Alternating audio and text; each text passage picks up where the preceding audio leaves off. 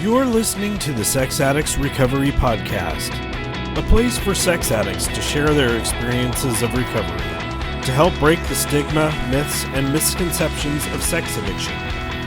This podcast may contain topics of sexuality, sexual trauma, dysfunction, or other things that may be triggering, so listener discretion is advised.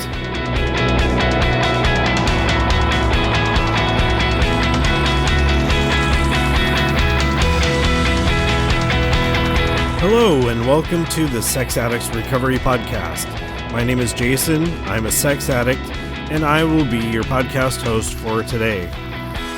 Hey, what's going on everyone? Welcome to episode 106 of the Sex Addicts Recovery Podcast. This week, I'm excited to be sharing the conclusion of our Traditions study with a few guys from the Taking Action Group, or TAG, in McKinney, Texas. We started our journey on episode 81, covering a brief history of the traditions, and then covering traditions 1, 2, and 3.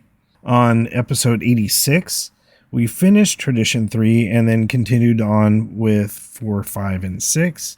And after a short break, we returned on episode 96 with traditions 7, 8, and 9. And here on this episode, we will conclude with traditions 10, 11, and 12.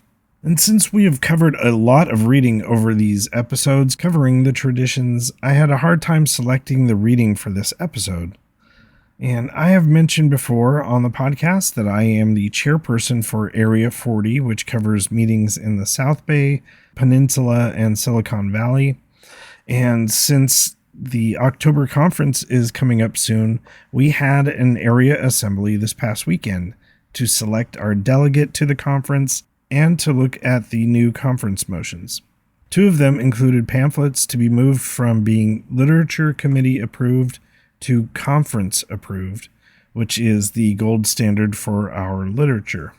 There have been several new pamphlets created over the past few years, which can be found on the literature page of the SAA-recovery.org website. And I wanted to highlight one of them that is up for approval in October, which is called, Is Your View of the 12 Steps Distorted? I had not read through this before our area assembly, and running through it, I thought this would be something that would be really interesting to read here on the podcast. So it starts out, many of us were unaware of hidden reservations we had about working the 12 steps of Sex Addicts Anonymous. Perhaps because of what happened when we were young, many of us learned ways of thinking and acting that were, in fact, counterproductive, even though they seemed to be helpful. For example, we were given messages that brought on shame, the gut-level conviction that we are bad people. Although these messages were perhaps an attempt to motivate us to change, the result was that we felt bad about ourselves rather than about the behavior. And I'm going to skip down a little bit. Here we offer one way to uncover and transform these hidden reservations by expressing the steps in an amusing and distorted way. Perhaps you will be able to identify with some of them. Number 1, I have to admit that I am a total loser. Let's face it, I'm worthless.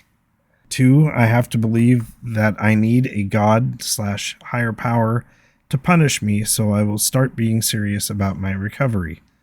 3, I have to make a decision to turn my will and my life over to a vengeful God's judgment and disapproval. 4, I have to muster up the courage to make a massive inventory of how immoral and despicable I am. 5, I'll admit to God, to myself, and to another human being exactly how bad a person I have been, and they will agree with me. I'm sure it will be traumatically painful, but somehow it's supposed to be good for me. 6, I must become entirely ready to allow God to remove all my survival tools. 7, in humiliation, I must ask God or the higher power to slice and hack away most of who I am, making me someone I might not want to be. I'll end up looking like Swiss cheese. 8, I must make a list of all the persons I ever met and become willing to humiliate myself in front of them all. 9, I'll need to rent the local sports stadium and invite such people to come in, point their finger at me, and tell me directly what a terrible person I am. 10, I will continuously admit that I am wrong and promptly beat myself up for it and invite others to join me.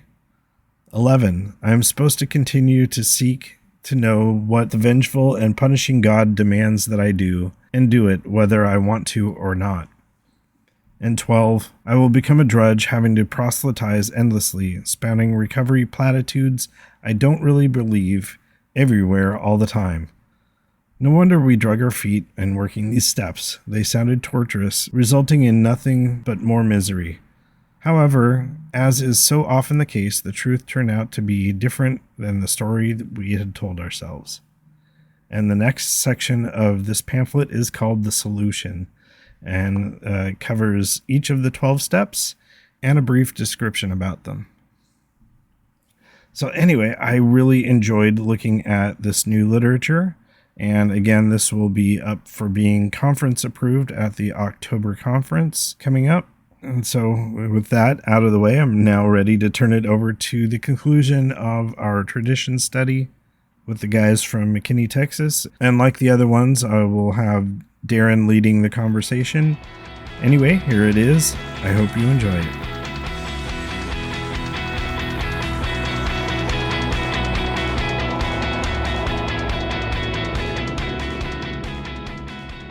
All right. Well, I am so grateful to be having Darren, Scott, and Bob here on the podcast, and we're going to be closing out our tradition study, looking at traditions 10, 11, and 12 tonight.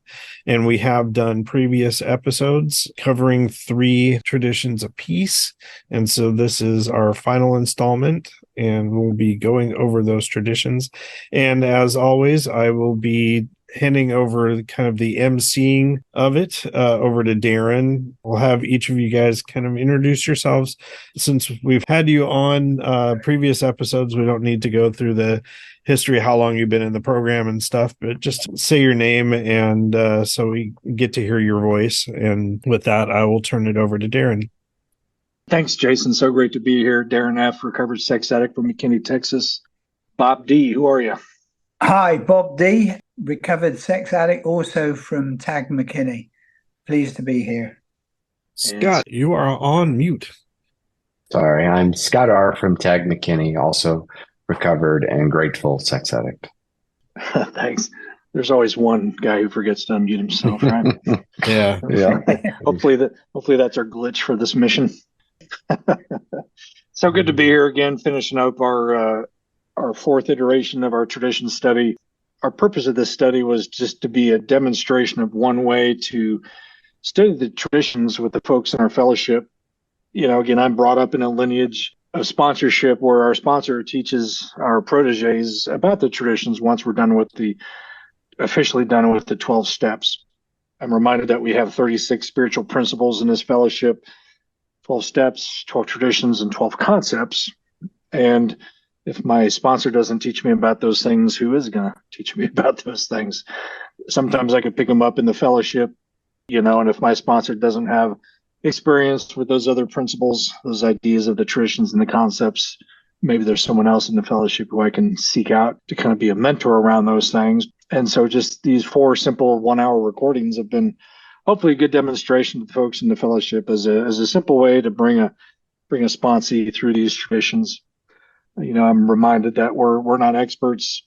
What we're saying, you know, if you don't agree with what you're saying, great. You know, if your sponsor says something different, your sponsor's right.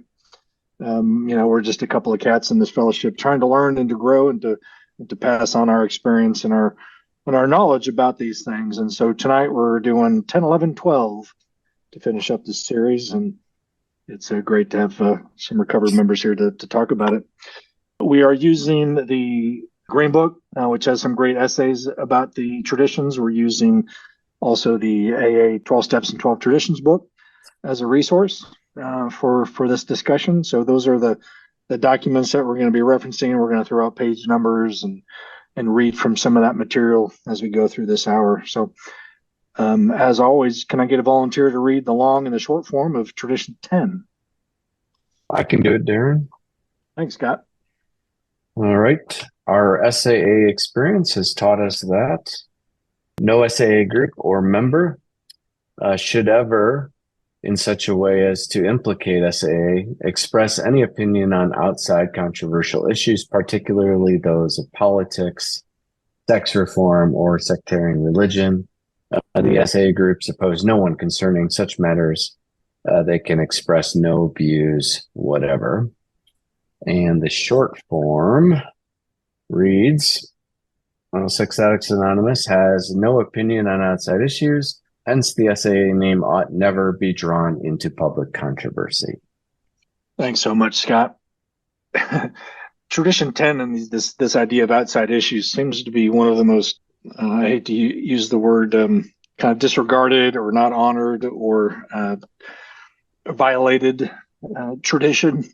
But I look forward to this discussion because a lot of stuff can come up from this. And I hear a lot of potential outside issues being discussed in Sex Addicts Anonymous meetings around the world. And so I look forward to this discussion to see what comes up. I'm reminded of what it says in the Green Book on page 92, because on that page it talks about what is our main concern in Sex Addicts Anonymous. And on page 92 in that first sentence, it says, our fellowship has really only one issue or concern: the recovery from sex addiction through the program of SAA. That's our only thing. That's our main thing. If I start to diverge from that main thing, I might be going into an area that could be a violation or a way to not really honor this tradition. I'd love to hear your thoughts on this tradition, guys. I'll jump in real quick. A lot of times, things that we hear about at meetings, I tend to call people out on is when they're talking about other forms of therapy, when we were talking about disclosure with a therapist, and that is not part of the 12 steps of SAA. When we're looking at porn blockers and calling them out by name, as if we are advertising, use this software, as something that we could regularly talk about in meetings. And I'm really lucky that one of the meetings that I attend on a pretty much daily basis, we've got time after the meeting is over where a lot of us will still hang out. And there we're more free to talk about things that are outside the realms of SAA. But usually when we hear people starting to share those things, we try to reel people back in and focus on the message of the reading, the message of the program. And with that, I will pass. Thanks, Jason. Hi guys, Bob D, recovered addict. This is an area, I think Darren hit on it a bit, but it can be quite controversial. We know it's a spiritual program. That's the basis of our recovery, is to make that spiritual connection with our higher power. However, it's not a religious program. And certainly where the fellowship I'm in at Tag McKinney, I would guess not all, but the majority of guys are Christian men. And that's great. I'm also one, but it's not about the Bible. We've had some issues where people have strayed into that. I mean, great if that's where their spiritual connection is. But the guys who wrote the book all those years ago purposely didn't mention the religious side because we don't want to put the guys off who are atheists or agnostics or whatever. It's about a spiritual connection with a higher power, not about a religious denomination. So we've had to be quite firm on that, especially where we have a group meet where people share some of their insights and just not make it about religious. And the problem is, as well as it not being about that, it can put the guys off. So yeah, I've been pretty keen on that. Thanks, I'll pass. Thanks, Bob. The Green Book gives us some examples of some potential issues that we might want to avoid talking about and expressing opinions on. And in SAA, I can read some of those things. This is page 93 in the second paragraph. It says SAA has no opinion on other 12-step programs, treatment centers, therapy, its various schools and methods, sexual abuse, its causes, the medical definitions of disease and recovery, sex crime legislation or policy, sex scandals of public figures, just to name a few. Bob, you talked about religion, and And it should be easy to avoid talking about that because we have so much that we can talk about. Right. And the main concern, Scott, go ahead. Sorry, Darren. I was just going to chime in there. I think there is a lot we can talk about. And, the short form of the tradition talks about public controversy. And, I'm not, although I guess, this podcast is a form of a public communication but I also think of our meetings as a form of public communication. And I know when I first walked through the door at a meeting, and these days it could be a virtual door or through Zoom or a physical door, either one. My world was in the middle of imploding, and I did not know which way was up, and I was grasping for a solution. And frankly, I was confused. I didn't know what to do. I didn't know where to turn. And there's so many opinions out there flying at us. I think our ability to keep the message simple for the new guy who's still struggling is so important. And to me, that's where this tradition really shines. And it allows us to focus in on the 12 steps. And we've got guys around the room that have found recovery by following these steps. And it just becomes a very clear, consistent message for the new guy. He just has to take one more step with hopefully a sponsor or a temporary sponsor or someone that can start to guide him. And all that other crap just goes away. And then I'll just while I'm talking, just add one more thing. I do think there's a time. I mean, it is a spiritual program, right? And your personal relationship with God or the higher power as you understand him is vital to this program. And there's a time and a place to have those conversations, but it tends to be one-on-one with your sponsor or outside of a meeting where you can just share your own experience. And you never want to turn someone off by an opinion of my own that may not be shared. So I think just focusing on the 12 steps helps the new guy and minimizes our ability to turn people off. I'll pass. Thanks. Yeah. It's important to reference the literature. What does the literature tell us? And again, I'm going to go to the Green Book essay, which is great on this tradition, page 93 in the third paragraph. It says, such opinions expressed within meetings could drive away other members or cause dissension within the group. I'm reminded that my life really depends on my ability to be useful to another sex addict. The primary way I stay sober and connected spiritually with the God of my understanding is carrying this message to sex addicts. And so if I'm sitting in an hour-long Sex Addicts Anonymous meeting, talking about my politics and my religion and my therapy and other books outside of our 12-step fellowship, that newcomer who I don't really know, I've never met, he's just sitting in a chair. He might hear me share about those topics, potentially controversial, and want nothing to do with me.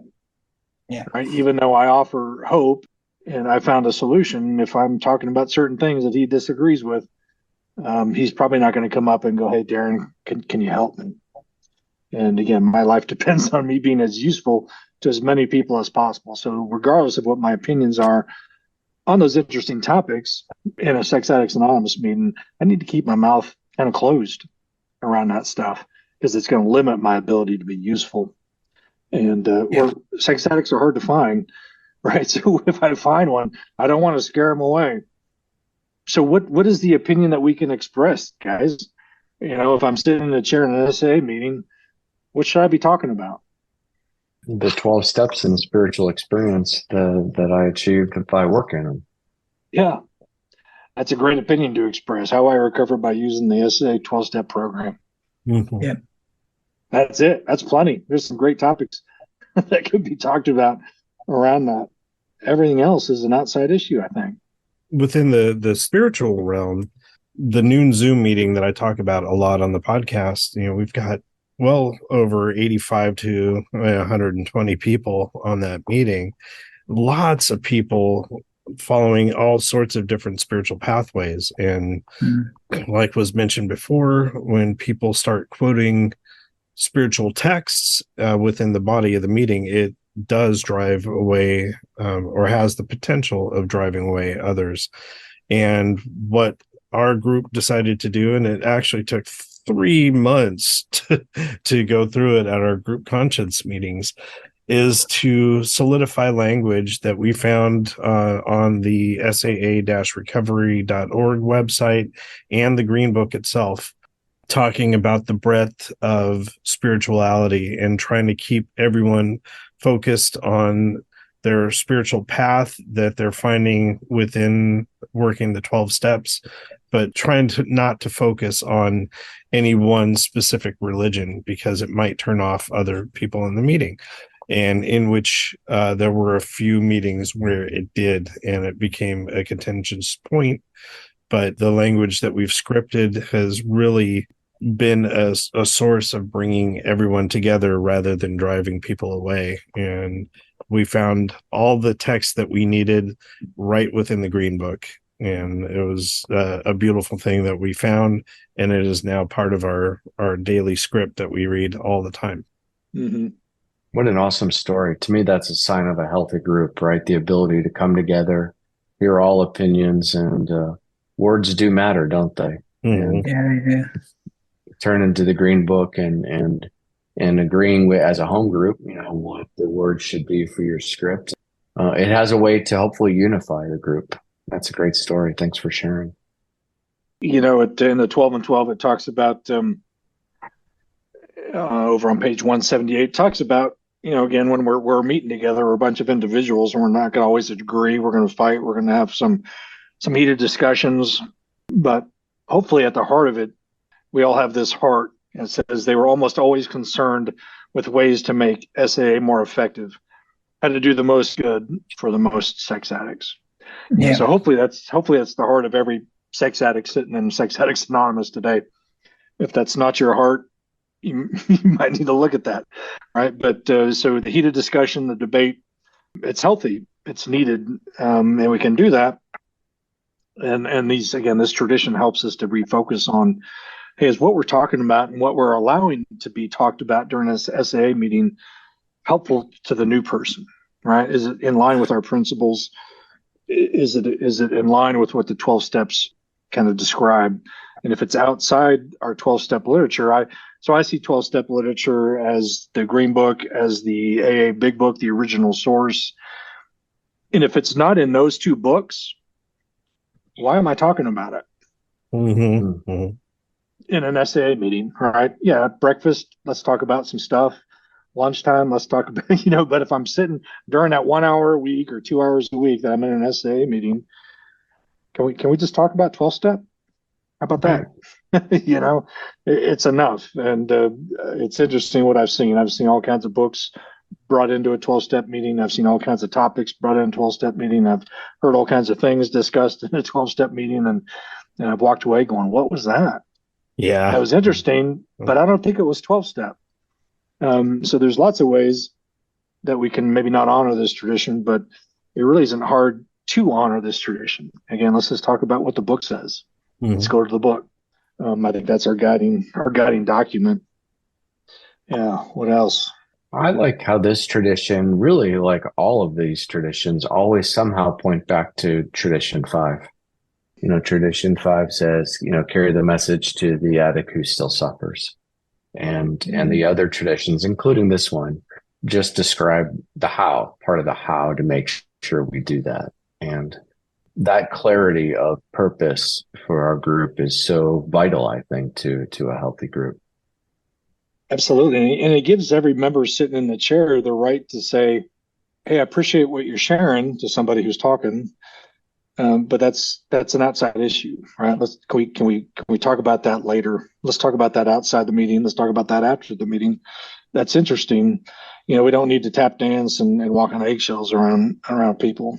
And I think a sign of a healthy group is having people willing to raise their hand or stand up or go, hey, time out. Hey, the topic was this, and you're talking about something outside that topic. So that's hard to do because most of us are people pleasers, right?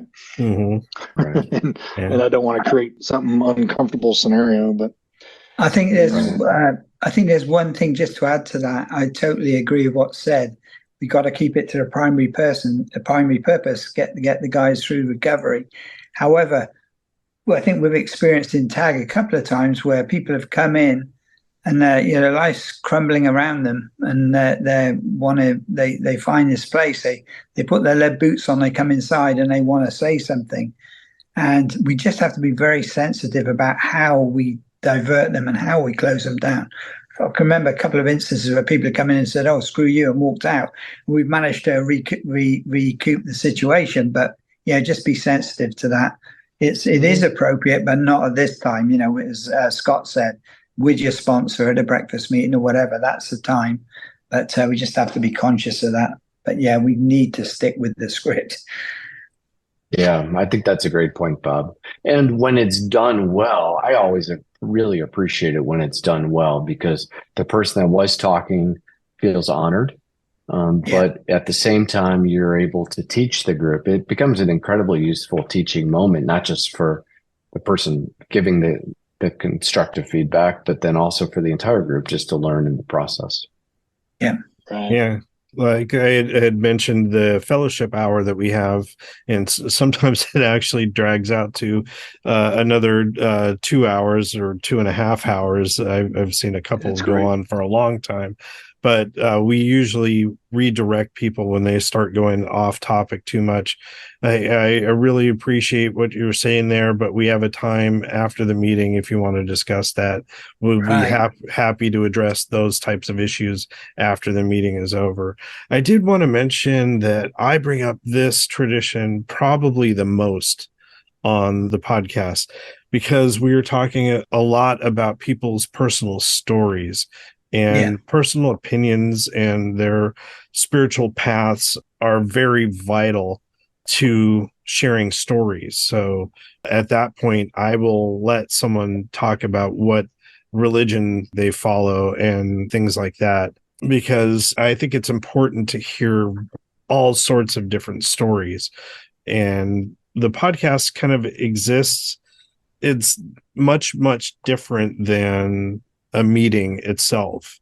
Like what Darren was talking about, having the breakfast. So what I'm trying to convey here on the podcast is those conversations that we have at breakfast, that we have out in the parking lot, and put those out as something that people can hear that are a little bit different than a meeting. So there is text in the Green Book that I've quoted talking about allowing us to have personal opinions, but there is a time and a place. And I do believe that the podcast is one of those places where I do allow people to talk about things outside of the 12 steps because it's part of their personal experience in recovery. However, there have been times where I, as an editor, have to take into consideration when contentious topics come up around, especially politics.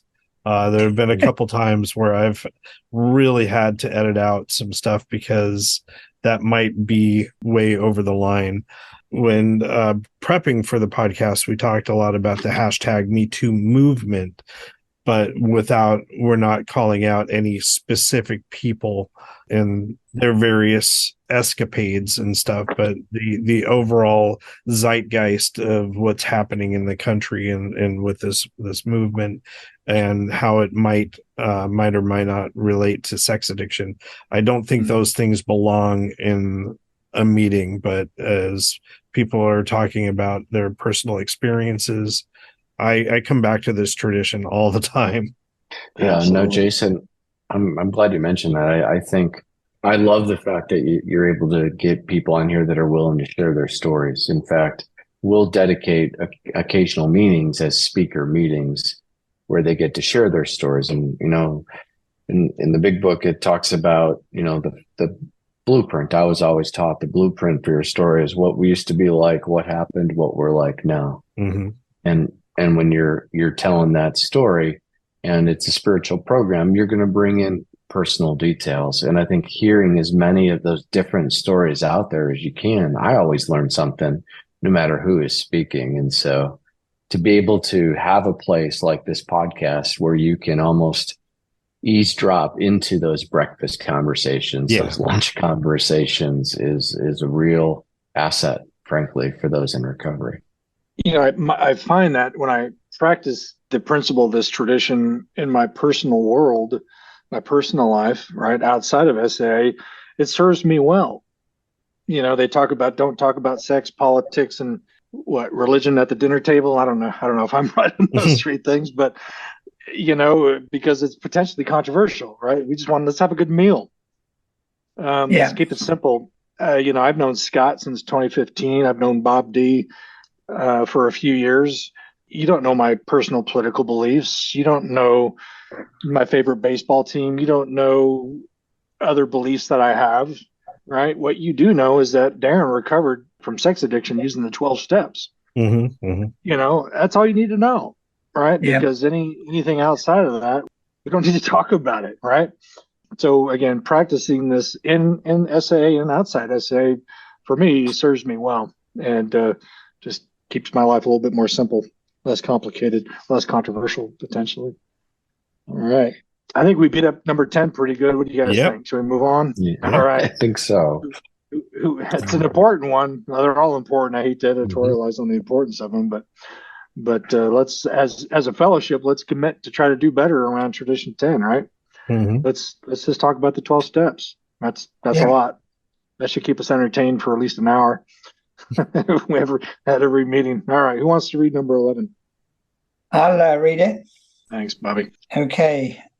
Our relations with the general public should be characterized by personal anonymity. We think SAA ought to avoid sensational advertising. Our names and pictures as SAA members ought not to be broadcast, filmed, or publicly printed. Our public relations should be guided by the principles of attraction rather than promotion.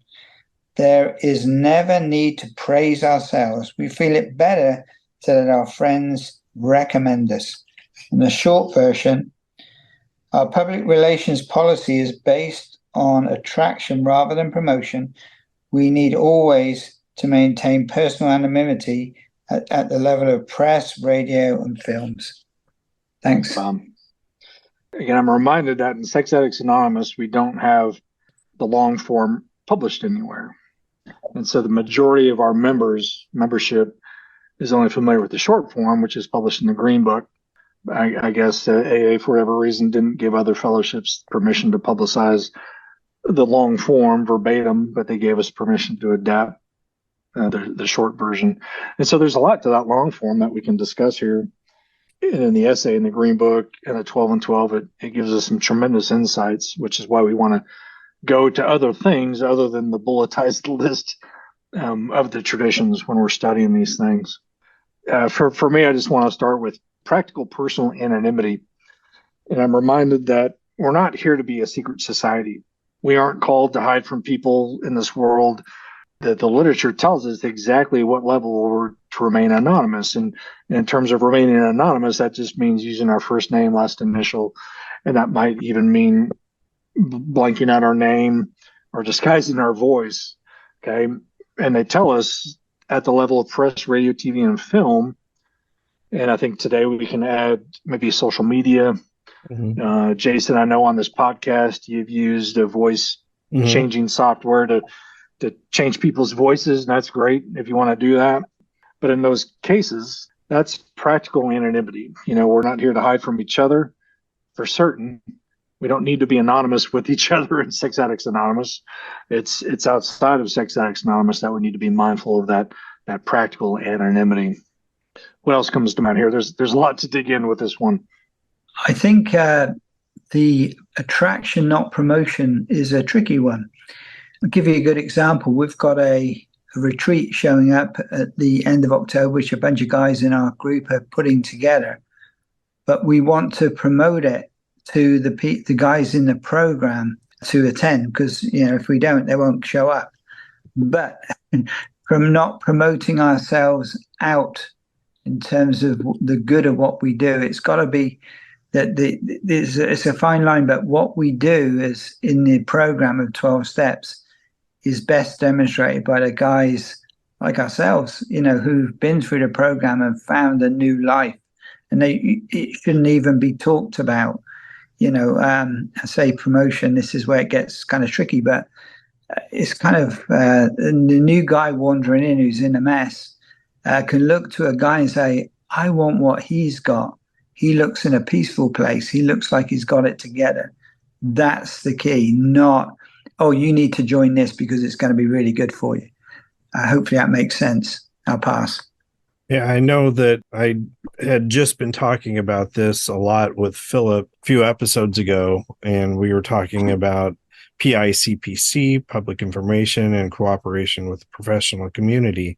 And basically talking about Google ads was a big part of what we talked about. And advertising is not necessarily promotion. And making claims that this does wonders and having celebrities endorse the program, those are types of things that are promotion. But attraction is basically getting our word out that, hey, if you've got a problem with sex addiction, we're here. And check us out. I have had issues trying to get this podcast information out there and going to various meetings. And so I'm not promoting the podcast. I'm attracting people. If you are in need of a meeting when you can't get to a meeting, I've got over 100 episodes that you can listen to. And it is an SAA sanctioned podcast. So we do talk about it during SAA announcements. I have a lot to talk about this specific tradition, but I will pass my time. I've got a couple other things that I do want to share, but I do want to pass it to other people. Yeah. No, it's great, Jason. This is such a misunderstood idea, promotion, attraction. And I think the misunderstanding prevents Sex Addicts Anonymous from becoming the fellowship that it needs to be. If we had a better understanding of these two concepts coming from this tradition, SAA would be larger than it is, more effective than it is. It would be more of a household name for people concerned with the disease of sex addiction and acting out problems. So again, let's look at promotion and attraction again. Promotion has zero to do with the type of media that's used. Okay.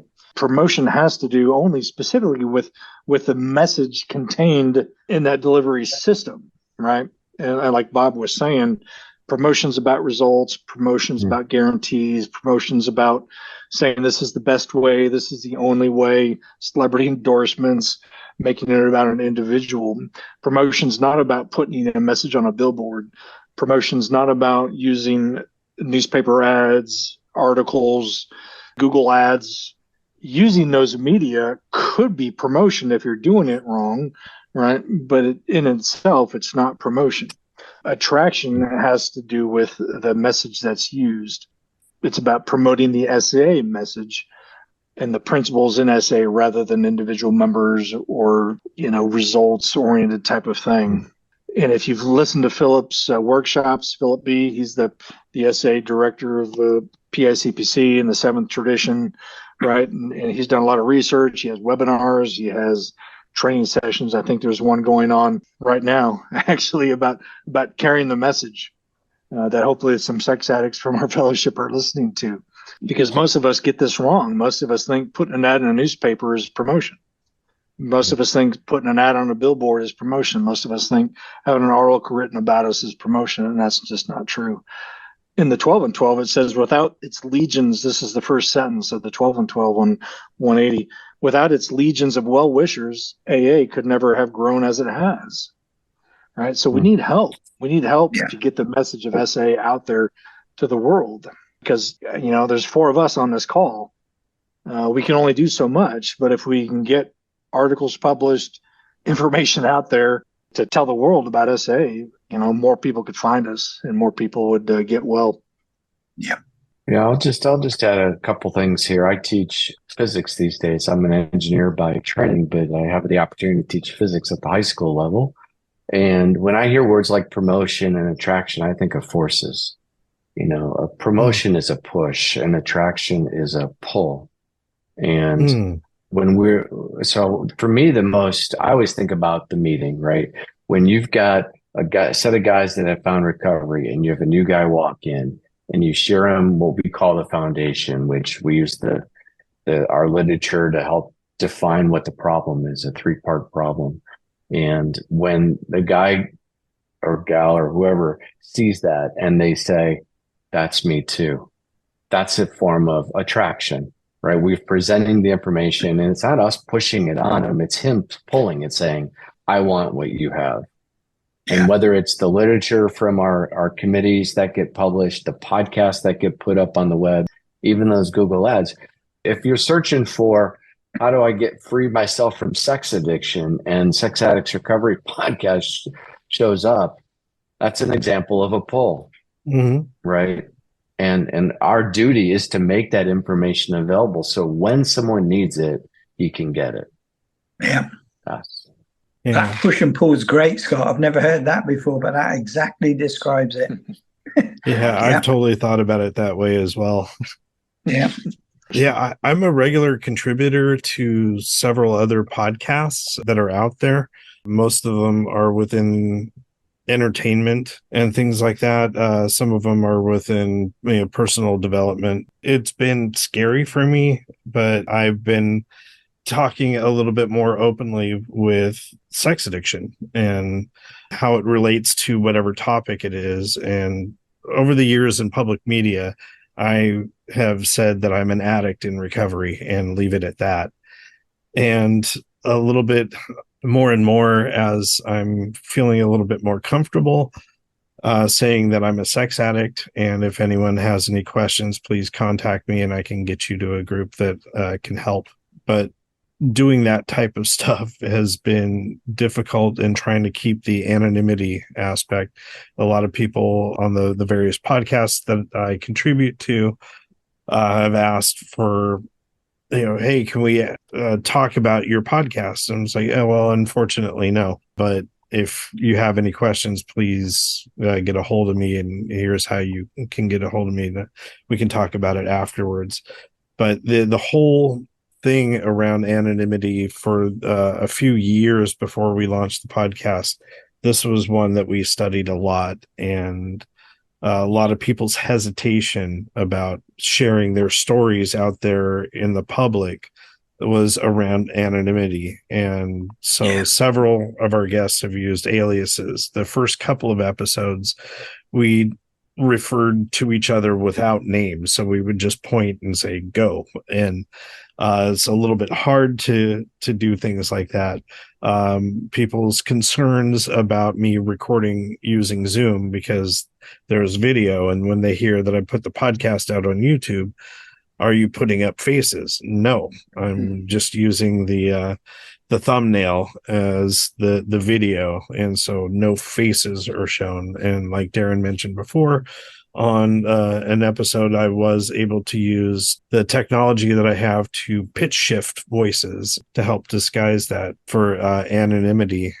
Lastly, I want sharing anonymity. Darren mentioned anonymity amongst ourselves. It's more around us and the public. And so my first sponsor, he told me his first and last name, and we've known each other for decades now. And a lot of people in the program, I know their first and last names, and because we are complete friends, and there's nothing about us staying anonymous to each other, but it's about staying anonymous in the realms of the public. Dr. Bob, the co-founder of AA, he talked about this tradition a lot, and he said you can overdo it and underdo it, right? It's pretty simple, right? At this level, press, radio, TV, film, again, today, social media, internet, let's look at that. But we're supposed to be anonymous. But other than that, it's free game, and we don't need to hide from each other. I know Scott's deal and Bob's deal, and because we do life together, we hang out, we know each other, and if Bob got hurt in an accident, I would know when I went to the hospital how to find him because I know his last name, and I know his wife, and I know his deal, and Scott's. We don't need to hide from each other, but at the same time, we're not going to argue with people who want to maintain a little bit of a tighter tolerance on that type of stuff. We're not going to belittle them. We're not going to make fun of them. We're not going to say, you're doing this wrong. You don't need to hide from us. That's fine.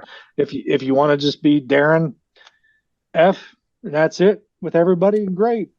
But if you want to disclose more information about your life with the people you're doing recovery with, you're not dishonoring this tradition. And you're bringing people into your life who can support you, love you, encourage you, help you, right? Save your life maybe in some other area, so we don't hide from each other.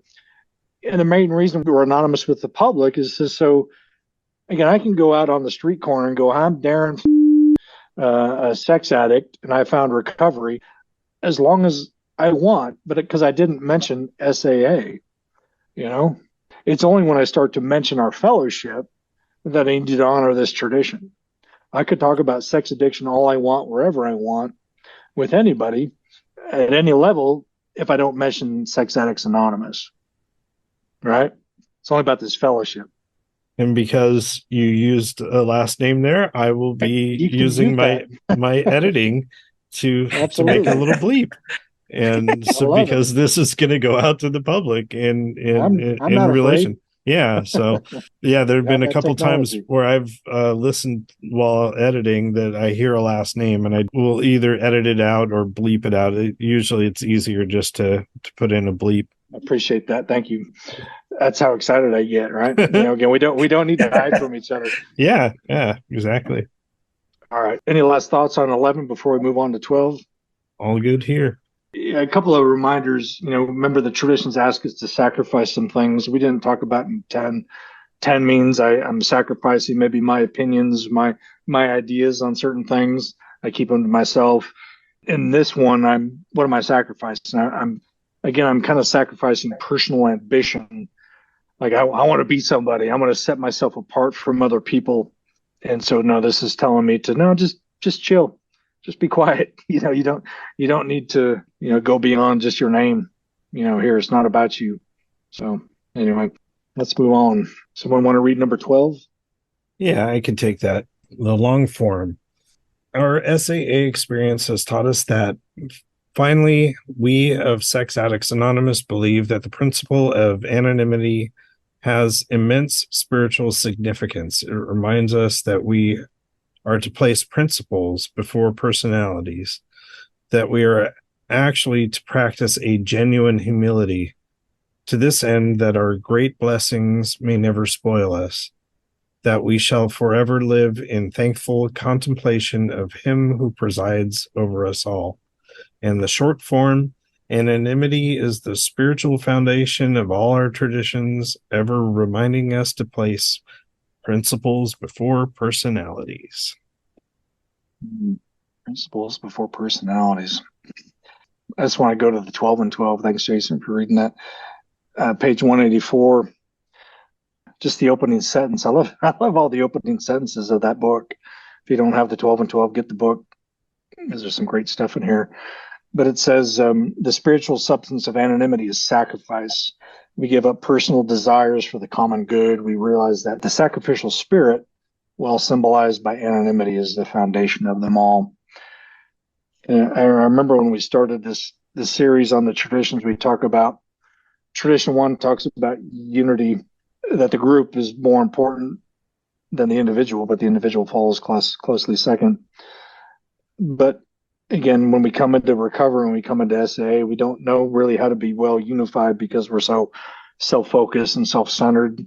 And as we practice these steps and as we practice these traditions, 1 through 12, we go from not unified about anything to spiritual anonymity, right? Where we put our personality aside, we sacrifice what we think and what we want for the benefit of others. I couldn't do that without the steps and without these traditions. And that's, again, they give us these steps and these traditions in order for a reason. And the traditions give us from ununified individuals to spiritual anonymity. It's really amazing. I also think personally it's interesting about personalities, and we're all human, we've all got them. And, there's a natural, I think, tendency to be attracted to certain people when they resonate with you.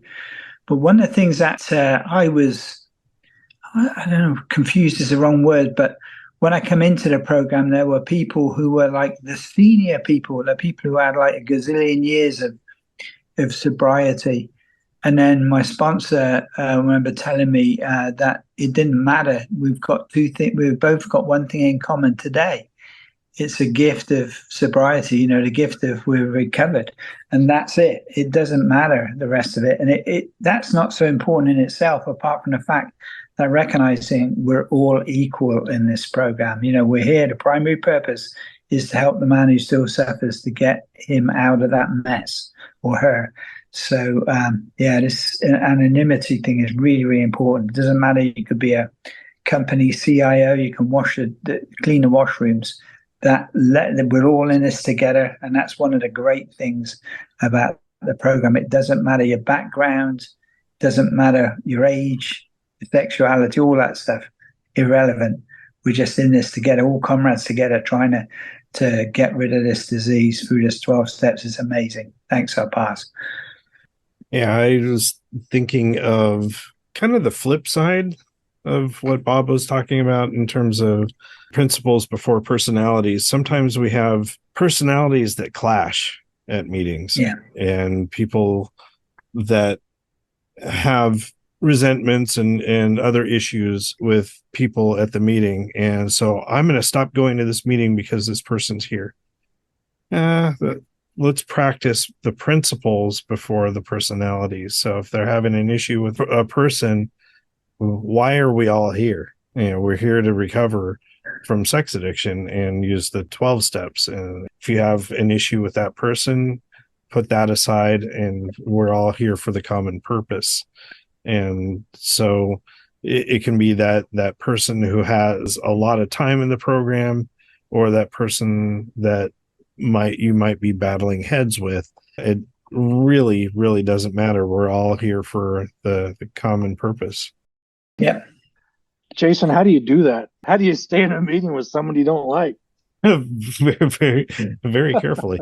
I actually, if it's a sponsee of mine, or I'll actually direct people to talk to their sponsors and say, hey, we've got some steps to take care of this stuff. So if you're having resentments with someone, hey, guess what? There's a step that you can work around that. There's prayers. There's lots of different things that we can do. We have program tools to help deal with that. I can't remember if I brought this up on the episode. It's been quite a long time, talking about Tradition 3 and who can show up at a meeting. We had a woman that came into a meeting that was wearing clothes that were revealing. And for some members, they became very triggered. And, that person is spiritually sick as the rest of us. And that person has every right to be here. If you are feeling triggered by it, go talk to your sponsor, go work your program. And so there are the program tools and steps are what we use to deal with those types of things, at least in my opinion. Jason, that reminds me of something a guy I used to sponsor said we're having a step meeting. We went through the series of steps to sort of learn, people who've already been through. And he said something quite profound, which really hit me. I hadn't realized before. He said, what's the opposite of a resentment? And it was like, And then he said empathy. And it was like, oh my gosh, yeah. Yeah. And that was a great learning moment. A great thing about this program, it doesn't matter how long you've been in there. I mean, I've been in this program quite a while now. And he said that and it just floored me. And it's so true, right? You got a resentment, you're still sick. What's going on? How can you look at it from a different perspective? Yeah, when I think about this tradition, the long format uses the word humility in describing it, and humility as expressed through anonymity is how the 12 and 12 talks about it on page 187. And I also love on a little bit earlier in the 12 and 12 on 186, where it's talking about the new guy and he comes to the meeting. Part of expressing humility through anonymity is sometimes letting the new guy share, right? And giving him an opportunity to serve. And there's the top of 186 and 12 and 12. He talks about as he gained confidence, he felt it right to explain his new way of life, the new guy, to his employer and business associates. When opportunities to be helpful came along, he found he could easily talk about SAA to almost anyone. These quiet disclosures helped him to lose his fear of the sex addict stigma and spread the news of SAA's existence in his community. And I think, we may think we have such a great share about some reading we're doing, but if we're always talking, we're not giving someone else a chance to share. And perhaps someone, especially the newer guy, who probably has a ton of fear about even expressing what he's thinking. And by being able to express it in a safe way and stepping back and giving him space to do that, we're giving honor to the tradition and helping the new guy grow. Yeah.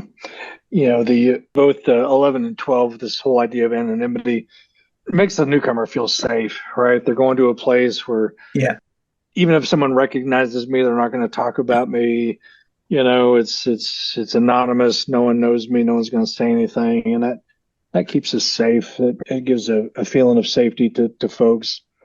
And that's kind of where this tradition was kind of born out of, kind of that fear of being discovered, fear of what people think of me. And as I work these 12 steps and I grow spiritually, I kind of outgrow that fear of what you think about me and your opinion of me.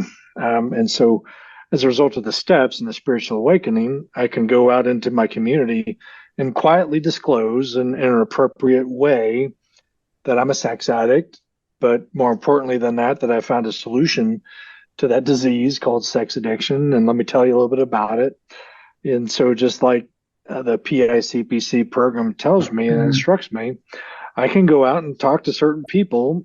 Maybe that's the professional community. Maybe that's the legal community. Maybe that's the religious community, and disclose appropriately who I am, what I am, and what I've found. And if you ever come in contact with someone like me, another sex addict, here's my name, here's my number, give this to them. And so they might call me so that they might find Sex Addicts Anonymous sooner than later. They don't have to burn their whole life to the ground before they find us. But that took effort. I didn't do that on day one in SAA. Yeah. But certainly after working the steps and outgrowing some fear and some uncomfortableness, I'm able to go do that today. And the literature and these traditions and these steps tell me that it's okay to go do that. And that's a good thing. If everybody in Sex Addicts Anonymous did that, I think Sex Addicts Anonymous would be a different fellowship. Yeah. I think it would be a household name. How long have we been around, Jason? Since when did we start? 77. 77, right? And so if someone comes up and discloses and I can't stop looking at porn to their employer, I don't know if that would happen, to their clergy member, to their therapist, to their partner, to their friends, would their friend go, "Oh, yeah, you need to go to Sex Addicts Anonymous"? I don't know. I'm not sure what the answer to that would be, but it's probably not the first response. Yeah, it's not like AA for, I've got a problem drinking. For a drinking problem. Yeah. Oh, go to AA, right? So why not? Why isn't it since 1977 has that not happened? Not talking about it in the public. Yeah, or being, I don't want to let anybody know that I've got a problem with pornography. Mm-hmm. Yeah. And we had a wonderful discussion in our fellowship this past week where someone was relatively new to the program. And so it may take time, but they did notice that they had an acquaintance. I can't remember if it was, I'm pretty sure it was a relative, like an in-law or something, that was starting to display issues with sex addiction. Their marriage was breaking up, and the person was asking us, do I say anything? Do I mention that, I'm in a program? And we had this wonderful discussion about various ways to let people know that there's a program out there. and he may be just too new to the program to be able to offer something, but if he's gotten past that fear and can say, yeah, hey, I've got these issues, I'm going to Sex Addicts Anonymous to help, here's the website, here's the podcast, here's some literature, take a look and see if it's something that can help you. And so we had just this wonderful discussion. Might have been about 20 of us hanging on after the meeting and talking about that, and that there are ways of letting other people in our friendship circles know that there is help out there. Yeah. Yeah, we need to become more outspoken about this and more less fearful about disclosing our stories in a general way so that people know about us. I can't tell you how many times I've gotten a call from, so when I've been in various groups, whether a therapeutic group or a church kind of group, where I've disclosed my story, right? So again, those situations that I was in was not about sex addiction, but it was open to discussion and talking about, again, about being vulnerable. And so I would disclose, hey, I'm a member of Sex Addicts Anonymous. I'm a recovered sex addict. I used to do this. I don't do that anymore. I'm trying to be a better person, blah, blah, blah. And so now that those people know that little story about me, when they meet someone else who demonstrates some of those same behaviors, they're like, oh, you need to talk to Darren. Here's his number. And it's just a blessing when my phone rings and I don't recognize the number, and I answer it, and it's someone's like, hey, I got your number from so and so who said you might be able to help. Man, there's not a better feeling in the world. Yeah. How cool is that when that happens? Yeah. But that only happens if I kind of overcome that anxiety, that fear, that uncomfortableness of being judged for my shortcomings. But so that blessing that comes from having my name and number out there is just so cool. I've never had a negative experience with that. I don't need to hide from this anymore. But that's only a result of working the steps, right? So the priority is I need to work these steps to get connected to God, my higher power spiritually, so I can overcome some of those fears and anxieties, so that now I can go out into the world and do some of that stuff. So we're not talking to the newcomer. The newcomer doesn't need to do that. The newcomer needs to work on these steps. But if I've been around a while, I need to look at, what am I doing to carry the message? Can I do more? Can I do something different to carry the message? Can I quietly disclose to my priest, my therapist, my friends, my church group, my Bible study group, my whatever the group is, my pickleball group, right? That, hey, I used to do that stuff. I don't do that anymore. And if you ever meet someone who can't stop doing that stuff, let them know I'm around. Love to talk to them and watch your life change. Yeah. Sex Addicts Anonymous has a little bit over 2,100 Sex Addicts Anonymous meetings. 2,100 in the world. That's not very many. What's the average number of groups or people in a group? 10, 20? How many sex addicts in SAA are there? Yeah. Just scratching the surface, aren't we? Yeah, for sure. Yeah, it's pretty small. And I bet post-COVID things have got worse for the obvious reasons as well. So, yeah.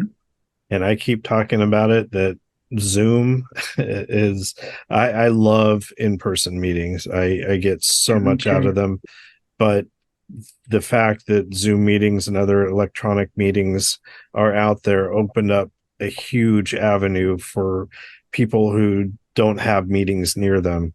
And so I'm blessed that the daily meeting that I go to, we have members from 3 or 4 different continents on those meetings. I would never have that opportunity pre-COVID. I know that there were the telemeetings and a handful, maybe 10 electronic meetings, but now they're popping up left and right, and we have the ability to connect with people, and we don't need to go to our regional meetings. Yeah. All right.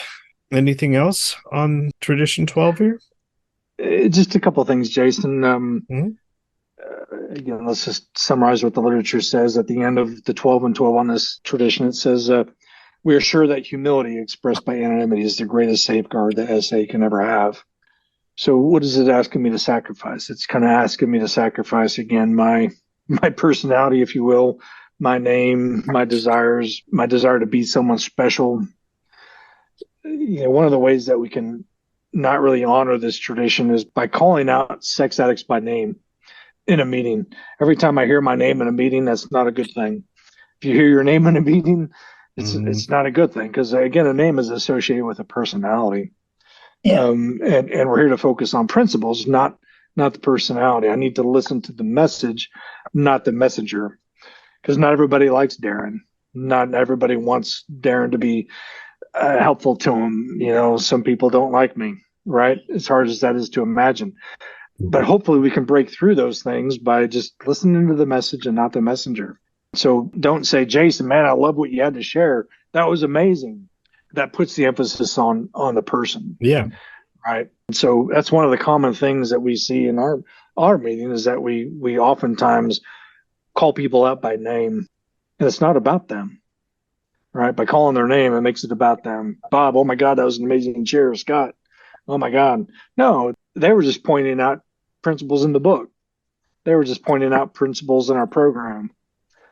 So just emphasize that, man. Hey, I appreciate what you shared.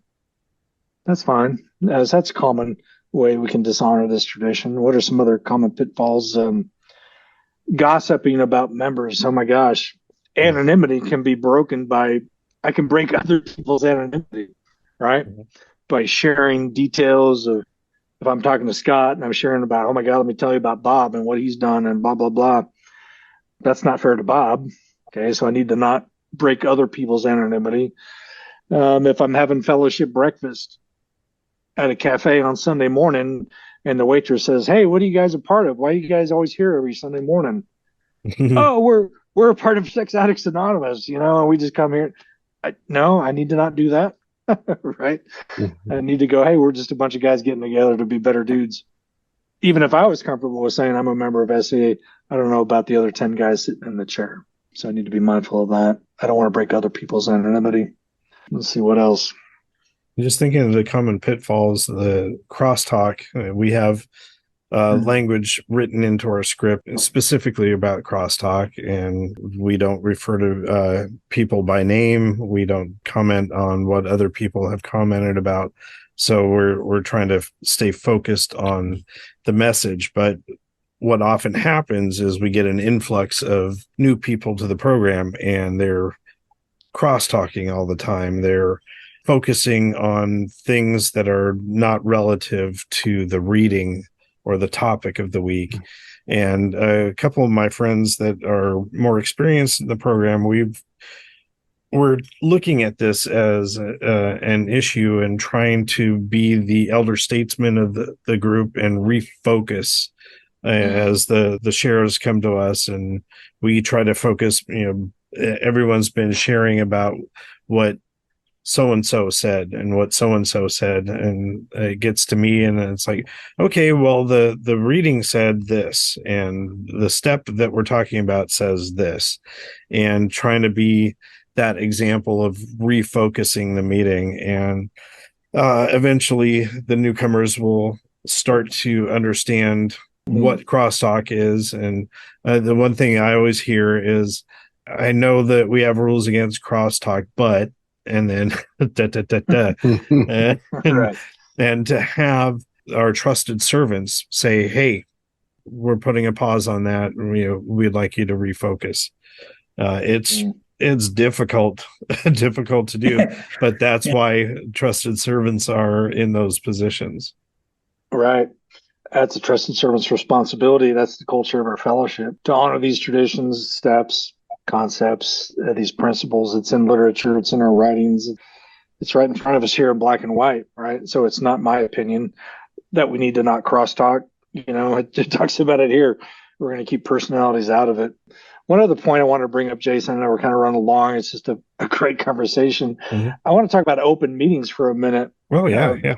In the 12 and 12 on 186, it says many groups began to hold meetings which were open to interested friends in the public. Oh, wow. non-sex addicts can come to a meeting, so that the average citizen could see for himself just what SAA was all about.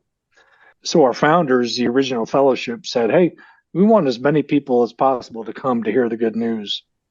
And in my research, I don't have the exact number, but I think it's less than 10% of SAA meetings are open meetings. That means I'm not a math major, Scott. So if there's 2,000 meetings and 10% are open, how many is that? 200. Okay, good. I don't like doing math in public. Thanks for taking that off me. But right, so 200 meetings in the world are open to visitors in SAA. How are people going to hear about the good news of Sex Addicts Anonymous if they can't come to an SAA meeting? One of my challenges to y'all, to the listener, is to bring this idea back to your group and go, can we become an open meeting? Can we allow for 1 hour a week, a professional, a therapist, a spouse, a friend, a journalist, somebody come to hear about how Sex Addicts Anonymous can save your life if you're a sex addict? What are we afraid of? Yeah. What are we afraid of? Yeah, That's a good question. We've got 65 plus meetings here in the Bay Area and maybe 3 open meetings. Right. Less than 10%. Same thing with Dallas Fort Worth. Yeah. Yeah. I don't know. Maybe there's some fear involved there. Maybe we need to grow spiritually, but just a challenge. You don't have to. Just like you don't need to break your anonymity. You can maintain your anonymity at whatever level you want to. We're not telling you what to do, but in order to spread this good news of Sex Addicts Anonymous, let's have some more open meetings. If you have 5 meetings a week, can you make one an open meeting? Because a lot of meetings meet every day. So anyway, bring it up to your group conscience and see what happens. So, again, to summarize, Jason, this is just one way to talk about the 12 traditions, for 1 hour sessions, plus or minus a few minutes, right? You can get through all of them and do it with your friends. We've done it together as a community on the podcast, and hopefully we've given you some encouragement and a technique, some books to read, and watch lives change, watch awareness grow, watch your understanding about these principles grow, and you'll outgrow some fear. You'll stay sober. Did you guys stay sober this hour? Show of hands. Yeah, everybody. All right. Good. That's good news. And how cool is that, right? Yeah. During the last few months that we've been sharing this on your podcast, Jason, our home group has done this specific thing with several other people twice during this period of time. Nice. We've gone through this, and so please put our contact information. Please share the document that we've been referencing, and I look forward to more. Thank you so much. Yeah, thank you all for joining in, and for those that have been part of this discussion on the previous episodes as well. They're not all here tonight, but I'm so grateful that we were able to do this. And yes, we've gotten a lot of feedback via email and personal messages that I've gotten at meetings when people talking about hearing the tradition study. It's like, wow, I never knew. I didn't understand that, and now I have a much better understanding. And thank all of you for joining me here on this, and for sharing your experience, strength, and hope with the traditions. Thank you, Thanks, Jason. Yeah, thanks, Jason. A pleasure. All right, Bye, guys. Good luck. I am so grateful for all the guys that have joined us on these 4 episodes. We've had a lot of great conversations about the traditions. And if you are interested in looking at doing a tradition study, I will be leaving the link that we used that has all of the page references from the various source material, plus different questions to ask, and a guide to common pitfalls around each of the traditions. So I will be leaving that in the show notes, and it's a Google Doc, and hopefully everyone will be able to view that if they're interested. One of the other things that we talked about here towards the end of this recording was talking about crosstalk. And in my meetings, we have written into our script something about crosstalk, and I wanted to read what we have in our meeting scripts. So after someone does a reading that we focus our shares on for the group, we have this section of the script. The meeting is now open for discussion. While sharing, please be mindful of crosstalk. Crosstalk is defined as giving advice, responding directly to a sharer, or addressing your comments to particular individuals. To avoid triggering others, we ask that you refrain from giving graphic details or naming specifics such as websites and acting out locations. And so, yeah, we have that as part of our script to help people keep on focus. But occasionally, like mentioned in our discussion, sometimes the shares get off topic, and we try to keep everyone focused on the message of SAA and not to dwell too far off into outside causes or issues. And I also wanted to mention that I'll be leaving a link to the Orange County Intergroup SAA retreat that will be happening on September 30th. And speaking of September 30th, the North Bay SAA Intergroup, that is meetings north of San Francisco, is having an event called Celebrating Gratitude, which is similar to our Giving Thanks. And they will be having a few speakers at that event, including our new director of the ISO and the chair of the ISO Board of Trustees, and his wife will be sharing their story as well. So if you're interested in that, you can check out northbaysaa.org. And there are a few things there to fill out before being able to go to that event. And speaking of giving thanks, we will be having our Bay Area Giving Thanks November 4th in Berkeley. And we will be sharing further information on that when it becomes available. But yeah, if you're here in the Bay Area, save the date for that. And like I mentioned, with the two events that are going on September 30th, I'll be leaving links in the show notes on how to find that information. With that, there was one email that came in just today. I wanted to cover that, and then I'm going to close out this episode. And this says, "Hey Jason, just wanted to say thank you for the wonderful podcast. As someone who has been hesitant to continue recovery, this podcast has given me more courage to seek help. It's especially helpful hearing other people's stories because it helps me to see that I'm not alone. I wanted to ask how likely it would be to have a podcast specifically dedicated to shares. I know most of your guests do this already, which I love, but I mean more of people sending in their stories as a submission. I burned through each podcast episode relatively quickly, and I'm constantly seeking more content, sort of like the stories in the Green Book, but the audio version. What are your thoughts? I know you have a lot you do already, but I just figured I'd ask. Thanks for all you do. Signed, Jay." And yes, that would be an awesome thing. I've talked about it on a couple of episodes of the podcast, that if other groups want to share recordings that they think would be good for the podcast, that I would be completely open to that. One of my meetings is going to be recording an Experience, Strength, and Hope share coming up really soon. But yeah, if other people have audio feedback that they would love to send in, we can do an episode covering different audio feedback from listeners. And I've mentioned before that, as a matter of fact, on this episode, that I share audio feedback on several other podcasts that I listen to.